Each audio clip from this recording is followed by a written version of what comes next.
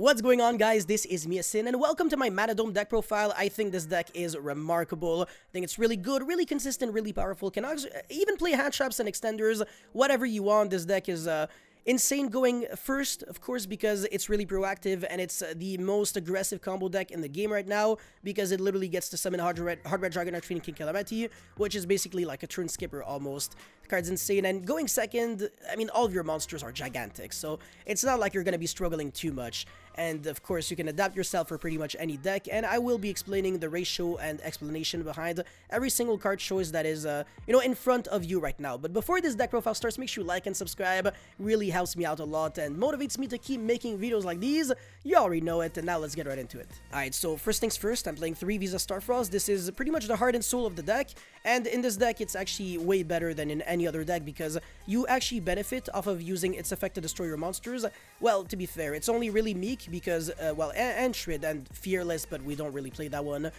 Because Meek is actually insane. When it gets destroyed, you get to summon another Meek from the deck, and if you want to, it's optional, you get to increase the level by 2, so it becomes level 4, and the level 4 tuner is always really appreciated, because in tandem with your level 4 non-tuners, the 2 hard monsters, you can make Axo Synchro, and then revive back a monster, or you can go into Visa Samritara. It's really up to you, but there are a lot of options that you can do, so yeah, destroying your Meeks is always really nice, and with the field spell, you also get to revive back the Meeks, so you're gonna have 2 Meeks as well as a Visa Starfrost, and that typically allows you to play around a bunch of interruptions and just pop off and make a big, really big board.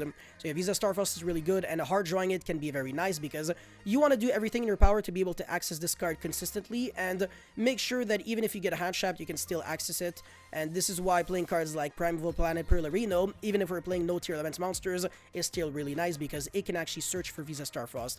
Unfortunately, the Kashtira field spell cannot search for Visa Starfrost. That's kind of a bummer, otherwise I would be playing it as well as Kashtira Fenrir and the Scareclaw Kashtira.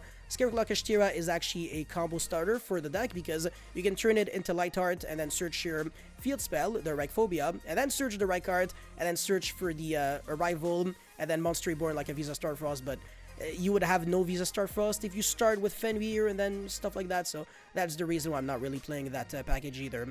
But yeah, so that's it for 3 Visa Starfrost, and I'm also playing more Visa Starfrost in theory, so 1 Prisma as well as 3 Hero Lives. The cool thing about this deck is that when you activate a Hero Lives, nobody knows what deck you're playing, so they're probably going to Ash it, and that means that if you have any other 2-card combo enabler in your deck, in your hand, you're good to go. That Ash pretty much did nothing, so this is a really, really good Ash bait, and it's not once per turn, so drawing multiples is a really good thing under, if you get Ashed. And essentially, Prisma's utility is to copy the name of Visa Starfrost by revealing Vicious Astrolaud and setting Visa Starfrost directly from the deck to the graveyard, and it does it as a cost, actually. So that is very relevant. The only actual effect is taking on the name of Visa Starfrost. But being able to dump Visa Starfrost is good because now at least your Arrival, this Monster Reborn card right here, will have a legal revival back target. So very nice utility here. And of course 3 Hero Lives to go along with it. So it's 3 good cards to 1 bad card to draw. But even drawing Prisma is fine. As a matter of fact, you can draw Prisma and Revolution Synchron, and that should still be full combo. Anyways, 3 Rheum Heart as well as 3 Reichard. So these cards are really good. Some people actually believe that Reichard is a brick and only want to play 2, but I actually disagree because I think that you can turn Reichard into a remarkably good card if you play the cards to make it good. It's really what I just said makes no sense, but some people are playing builds without Revolution Synchron, without multiple copies of Obsession, without, anything that makes it good. And to be fair, it's depending on your build, it might be bad, but in this very specific deck list that I'm showcasing, I think Reichard is a card that you actually want to draw more often than not, and I'm really glad that I play 3 copies of this card, honestly. So yeah, it's a semi 1-card starter, but not really. It's at least a 1-card Ballon de Fleur, so the worst case scenario, you end on that. And Rheum Heart is not really a 1-card anything, but it's not too bad. I mean, is it a 1-card combo? You can maybe I guess you can kind of go for... I think it might be a 1-card Baron de Fleur too, because you can search Obsession and then destroy, and then search the Calarium, and then search the Visa Starfrost, and special summon the Visa Starfrost, and then Link, and then search the Breaker. Yeah, so it's also a 1-card Baron de Fleur, but I mean, whatever, right? You obviously want to draw it in tandem with another card. So yeah, Rheum Heart with Manadome Meek or Revolution Synchron is full combo. Same thing with the right card, so yeah, these 2 cards are good. 3 Revolution Synchron, of course, you can use it from the hand in order to Synchro Summon for Ancient Fairy Dragon. There's no other monster that you can really, synchro with using this card.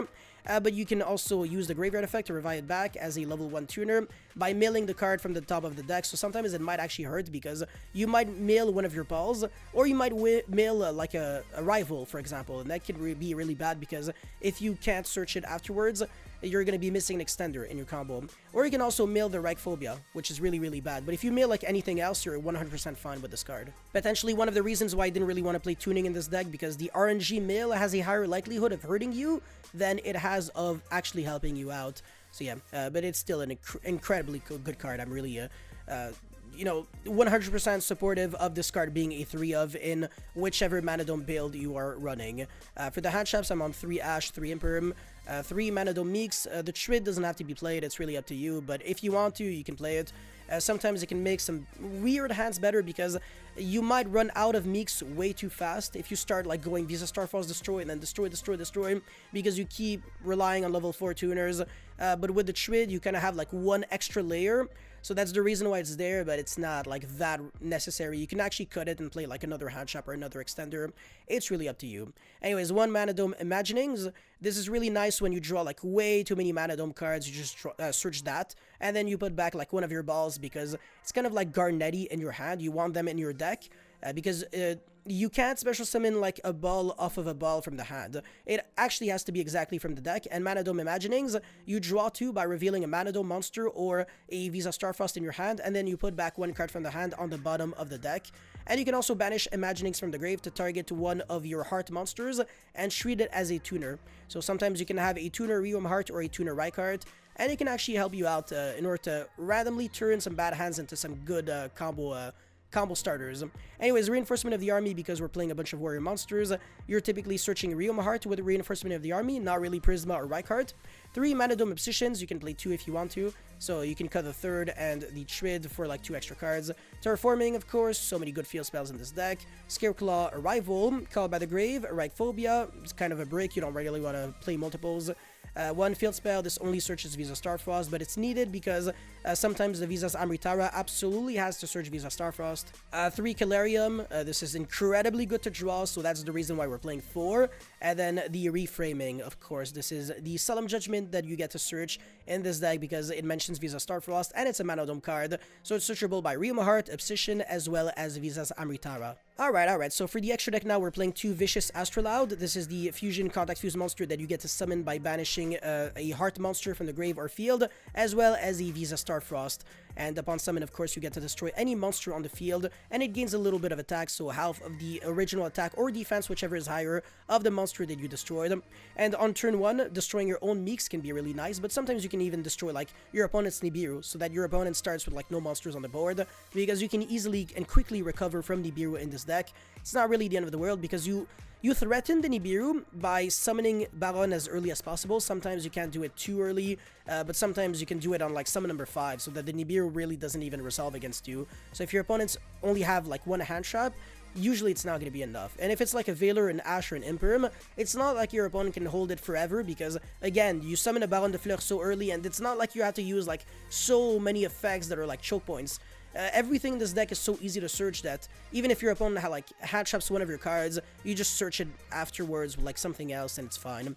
But anyways, 1 Heart Red Dragon of King Calamity, of course. This is the Kali Yuga S card, Crimson Dragon, Insane going 1st and 2nd.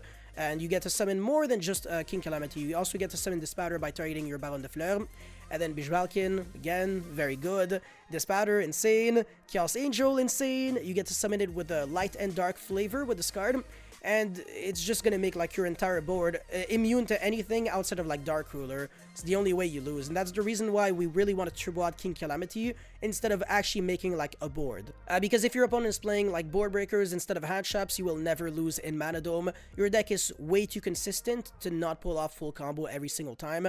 Your opponent really needs hand traps to beat this deck. It's the only way to, you know, to lose when you're playing Manadome. By the way, if you're wondering, is Dimension Shifter good against this deck?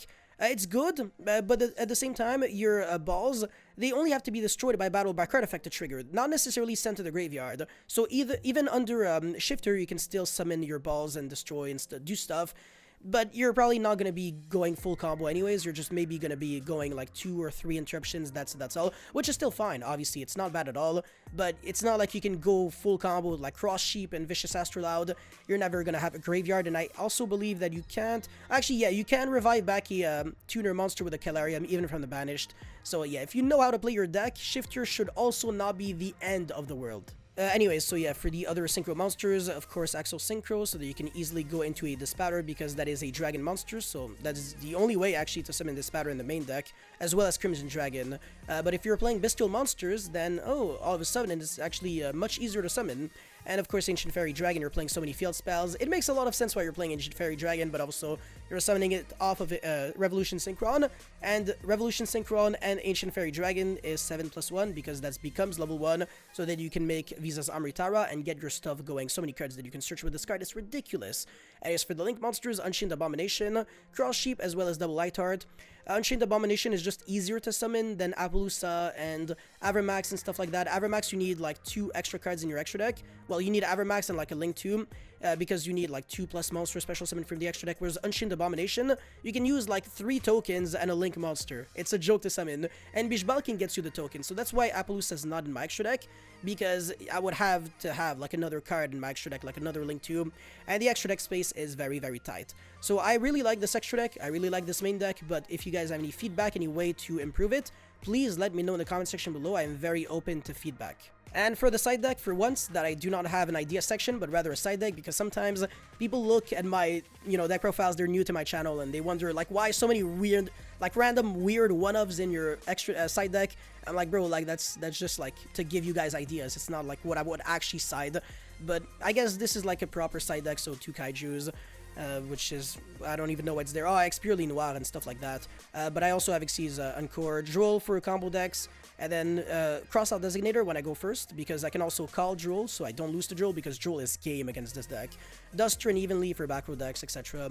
Whatever, this is very customizable. But that's pretty much it for this video, guys. Thank you so much for watching. Don't forget to like and subscribe. And again, let me know your thoughts about this deck in the comment section below. And I'll see you guys very soon. Peace.